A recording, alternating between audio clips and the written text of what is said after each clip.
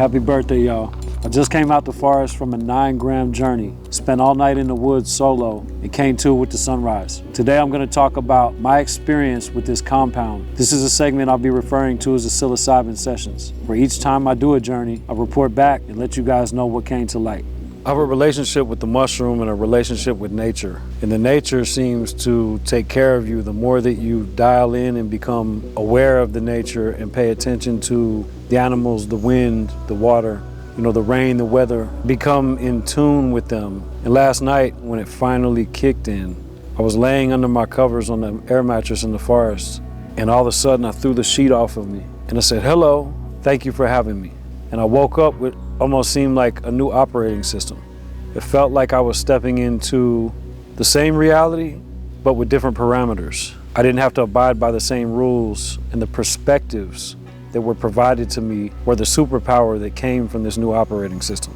I'm able to look at my own life through a reflection. I'm able to see myself through the eyes of a wise stranger and figure out what I need to do to integrate, to better my situation, become a better version of myself, and continue to add to the goodness of this reality, to continue to give and fulfill my purpose. And my purpose is that of making the world better than before I found it.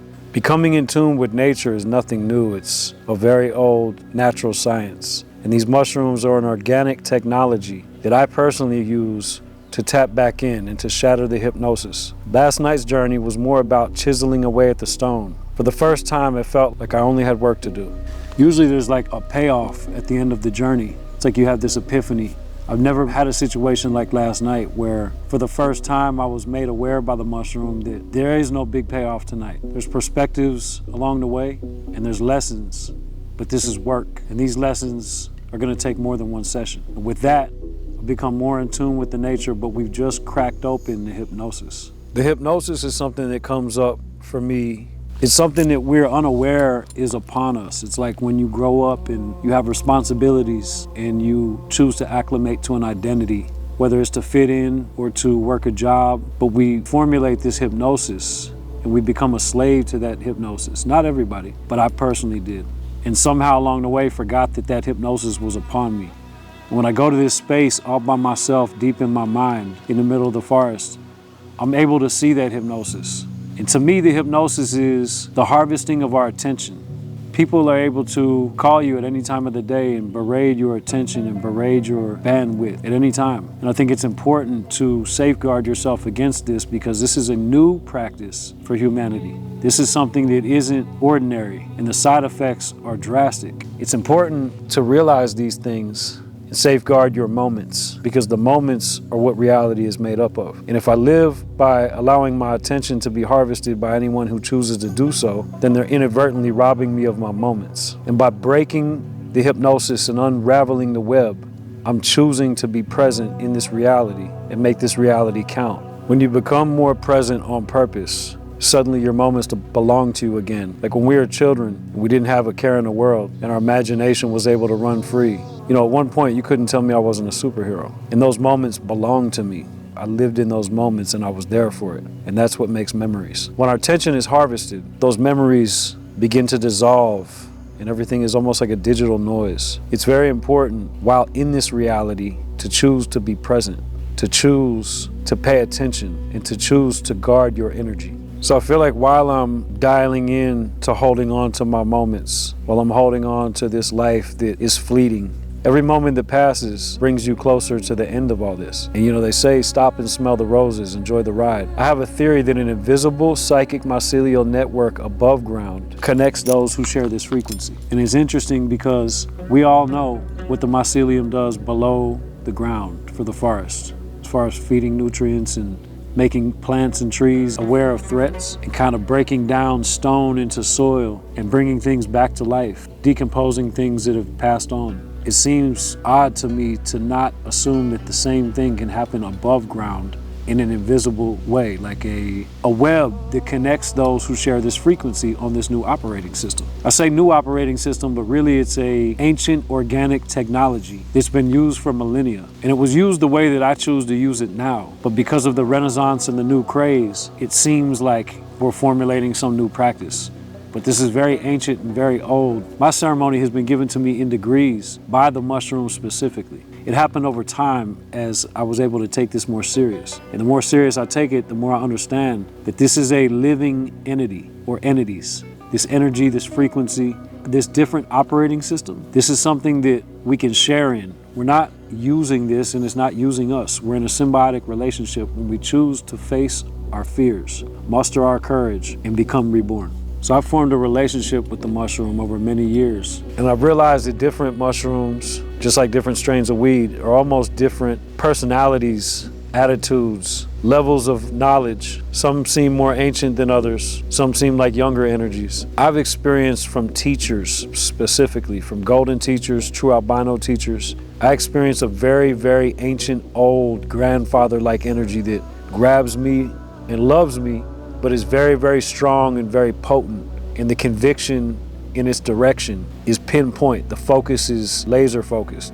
You know, it puts these ideas, new perspectives in your mind to a point that you want to fix them immediately. Like you can't wait till morning to handle it. The mushroom has always been a very masculine energy, and I prefer that more ancient, stern, heavy, disciplined approach. I'm a fan of the mystical experience. That's where I feel the rebirth comes. And the intention in the ceremony plays a big role in the outcome of the journey. With no direction, it's like no destination. I've experienced different plant medicines or psychedelics that have a feminine energy. I've experienced some that have a masculine energy. Obviously, the more organic tend to take on these gender roles. You know, like the ayahuasca obviously always felt like a feminine energy. The mushroom is definitely like a masculine grandfather energy, and it guides me. It walks me through the journey, and it also assists me outside of the journey in my day-to-day waking life. The ability to see my life from outside of myself allows me to be guided as though I'm being taught from outside of myself. The ceremony brings me home. During the ceremony is the upload. That's when the epiphanies come. That's when the lessons are learned. But then after the journey, you have to integrate those lessons for them to count. If I truly desire to transform, then integration is of the utmost importance. In your waking life, you recall back to those moments in the journey that provided those profound epiphanies. And you have to hone those in and live those and continue to transform. I've realized that when I don't listen to the lessons that I learned in the previous journey and I try to come back, it's like I'm scolded by the mushroom. I'm afraid to go back without first doing the homework. When I do the homework, I'm excited to get back. And anytime that I have a difficult journey or a quote unquote bad trip, my main goal is to figure out why, fix that, integrate those lessons, come back to the mushroom more stronger, more powerful. I've realized that when I become stressed, you know, I function at a level of a lot of communication, a lot of different variables, many different topics. So my bandwidth, my attention, and my focus is pulled in many different directions. So I've learned to guard my energy and become more diligent about blocking out unnecessary distractions that are attempting to harvest my attention. But as those things build up and they get on me, I can't help but carry the stress. And when you go into these ceremonies, the idea of purging, I believe that you're getting blockages out, physical blockages, mental blockages, spiritual blockages. It's like cleaning the house.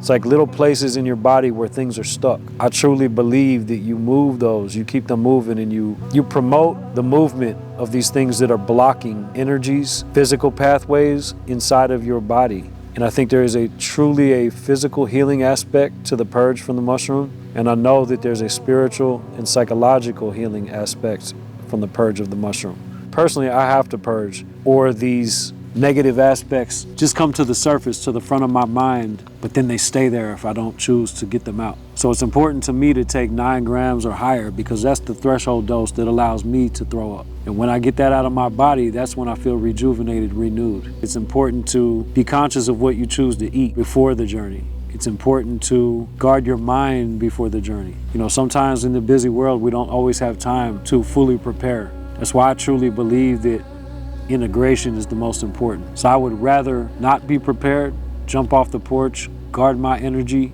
and heal my mind, and then catch the slack on the integration than not do the ceremony in the first place.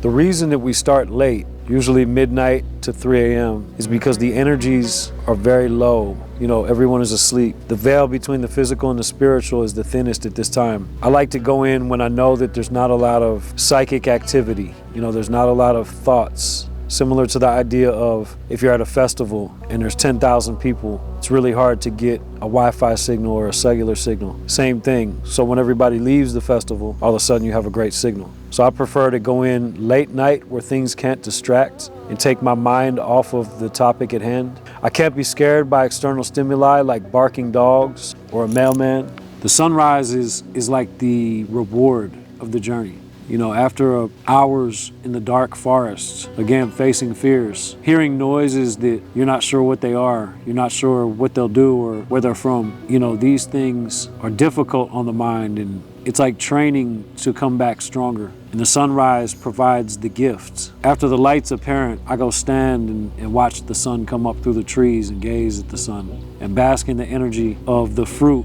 of the labor. You know, the sunrise is like a gift, something that I get to experience after all of the hard work. Even though the mushroom has always felt like a grandfather energy to me, I have felt the presence of female energies while I'm on this journey. I've had times when the biggest revelation that I had when I came to was that I realized I was alone, because there was several energies or entities present, and it took me a while to realize that I was all by myself.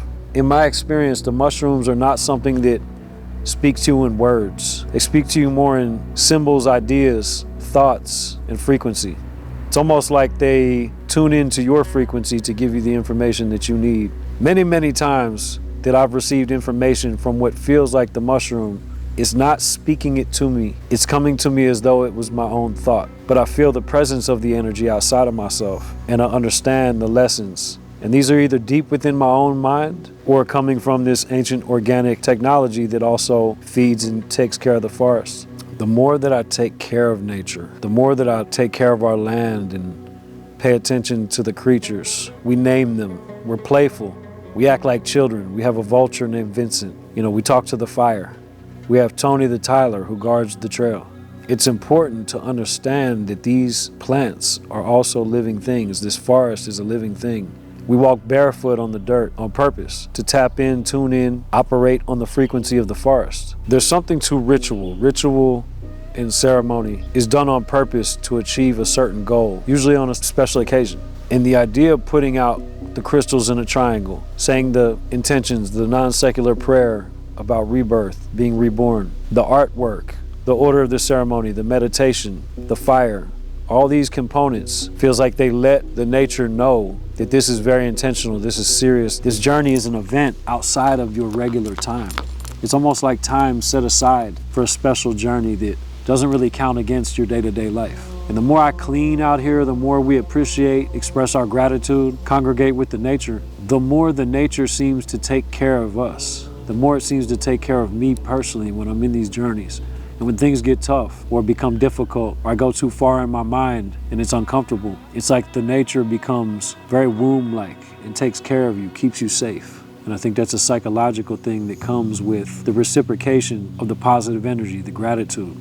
We walk into the forest and say thank you. My experience with these mushrooms has allowed me to realize that I personally don't yet know the side effects of technology. So I make it a point to try to use that when it's only necessary these days. You know, it feels like something that we want to deal with. It feels like something that we want to use and work with. But I never thought about the side effects of technology, of constantly giving my attention to anybody who dials the 7 digits they have access to. And the mushrooms have helped me realize the importance of the moment. And once it's gone, you can learn that lesson, but it's too late. So it's important to take out the trash before it's time to move out. When I go into these ceremonies, sometimes it's like a visit to the doctor. Sometimes it's like a trip to church. Other times it's like I'm sharpening my superpower, like gym for my psyche or my spirit. Sharpening your superpower is becoming a better version of yourself, finding your way back home and remembering to be like a child again. I felt at a certain time like I lost the happiness that I had as a child, but I realized the hero's journey is just to go back home. And these mushrooms take me back home. They put my head in a place where I understand to not allow the external world to have access to my psyche. My superpower is something that I was born with, just as everyone else was born with their superpower. And the world has a way of brushing that off of you if you let it. But as we break this hypnosis, unravel this web, and realize that we can continue to sharpen our superpower and become the best version of ourselves, that's where we find our own power. That's where we make our way back into our own strength.